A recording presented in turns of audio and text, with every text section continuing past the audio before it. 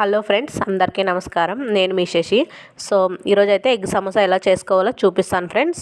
ఇంకా ఎగ్ సమోసా కోసం మనమైతే మైదా పిండి తీసుకోవాలి.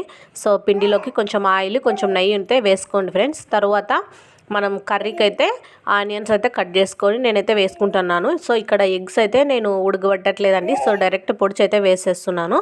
సో మనం ప్యాన్ పెట్టుకొని ప్యాన్ వేడైన తర్వాత వేసుకొని దాంట్లోకి ఆనియన్స్ అయితే వేసుకోవాలి ఫ్రెండ్స్. కొంచెం రెడ్గా అయిన తర్వాత మనం ఎగ్స్ అయితే వేసుకోవాలి. ఎగ్స్ వేసుకొని మొత్తం మిక్స్ చేసుకొని అయితే మనకి సాల్ట్ ఇంకా కారం అయితే వేసుకోవాలి. అప్పుడు ఏదైనా పిల్లల కోసం చేస్తున్నాం ఫ్రెండ్స్, అందుకే నేను మసాలా అయితే ఏది వేయలేదు. సో మీరు కావాలంటే వేసుకోవచ్చు. మనం ముందుగా నానబెట్టుకున్న పిండిని అయితే తీసుకొని చపాతీగా తిక్కోవాలండి మొత్తం. సో పల్చగా అయితే తిక్కోండి. తర్వాత ప్యాన్ పెట్టి దానిపైన అయితే చపాతీలను అయితే వేడి చేసుకోవాలి ఫ్రెండ్స్. మనం ఎన్నైతే తిక్కున్నామో వాటిని మొత్తం లైట్గా అయితే వేడి చేసుకోవాలి.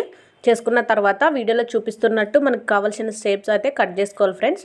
షీట్స్ కట్ చేసుకున్న తర్వాత ఒక బౌల్లోకి అయితే కొంచెం పిండి తీసుకొని దాంట్లో వాటర్ వేసి మిక్స్ చేసుకొని అయితే పెట్టుకోవాలి.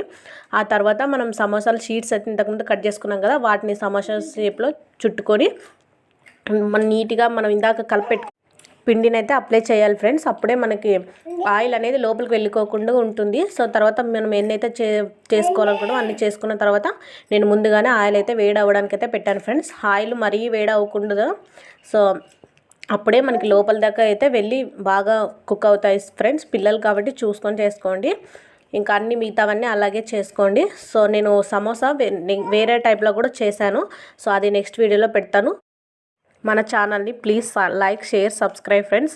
మరిన్ని వీడియోస్ కోసం మన ఛానల్ని సబ్స్క్రైబ్ చేసుకోండి.